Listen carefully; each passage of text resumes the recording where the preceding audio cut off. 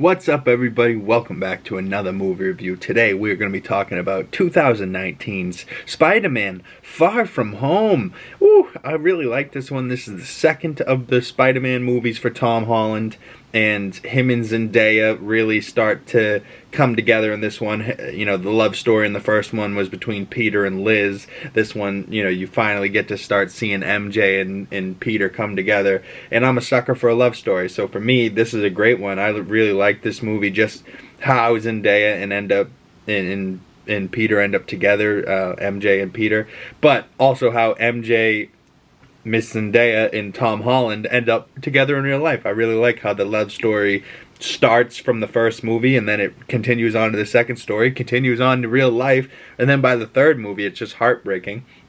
But they're like one of my few Hollywood relationships that are together, and they're both actors and they're doing their own thing, but I really like them together. I think they're cute. Jake Gyllenhaal in this movie is awesome. I think Mysterio was such a character that like people knew, and like people had an idea. The comic book people were like, oh my god, he's a villain. So like we went in knowing that he was like a villain, but we were like, okay, the MCU changes things all the time. Maybe like they're just going to take the character and make him do his own thing. I mean, they did get Gyllenhaal. They're not just going to make him a villain right away and make him shitty and leave.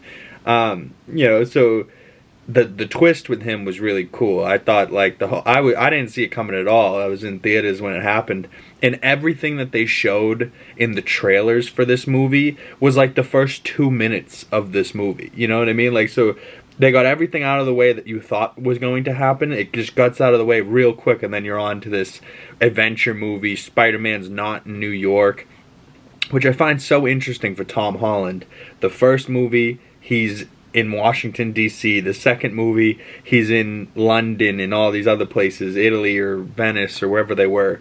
They end up in Prague and Germany, and or in Civil War, he's in Germany. You know, so like we've taken Spider-Man out of New York quite a bit. In Infinity War and Endgame, he's up in space. You know, he leaves New York again. So in No Way Home, for him to be back in New York feels good. But even then, he's like out by the electrical wires, and you know, it only comes home in the third act. He's on the Empire State Building, so you're like, okay, yeah, he is in New York. But you know, you really haven't felt Tom Holland's Spider-Man be in New York, where Tobey and Andrew's Spider-Man, you feel them being in New York. Like this new city of New York is almost a character as much as Spider-Man is in those movies, where this one, it's, you know, New York's really not involved at all.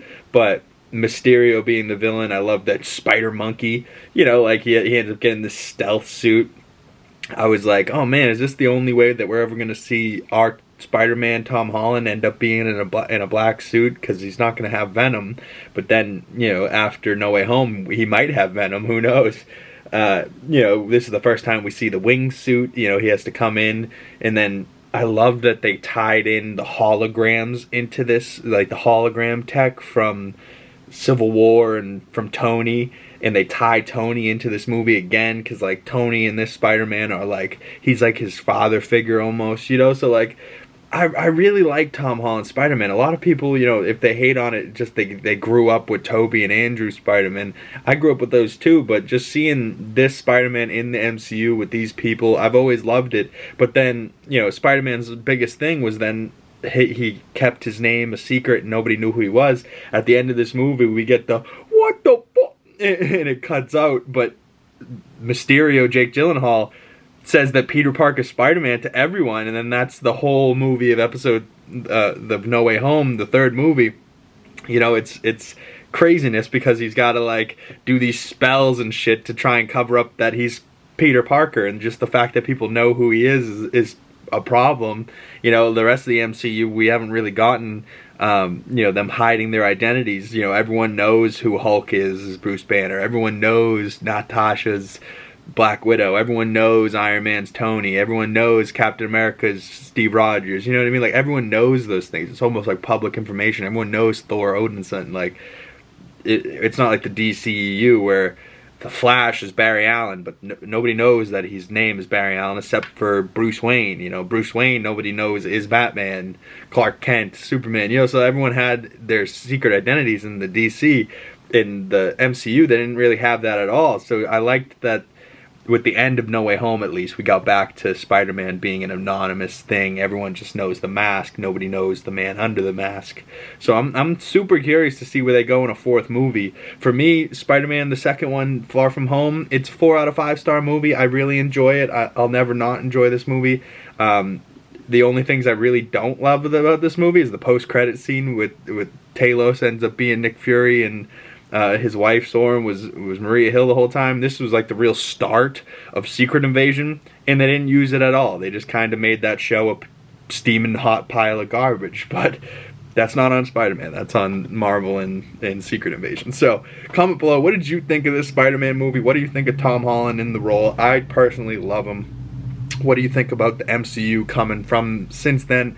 I really like watching this movie right after you watch Endgame, because it was the first movie that came out right after Endgame. So the first like opening 5 minutes with the "In the arms of the angel," you know, like it's the sad music with the the montage of the heroes that were in remembrance. You know, it's like, oh fuck, we really did just lose all our favorite heroes in Endgames, but we still got Spider-Man, so here's your new Spider-Man movie. But coming up next, Werewolf by Night in color came out over the last weekend, so we'll be reviewing that in the next video. Stay tuned, and then we'll be talking about X-Men Dark Phoenix and Black Widow and Shang-Chi. So stay tuned for that. I'll see you guys in the next video. My name is Big Cam. Please subscribe if you're new, and I will see you guys in the next video. Peace.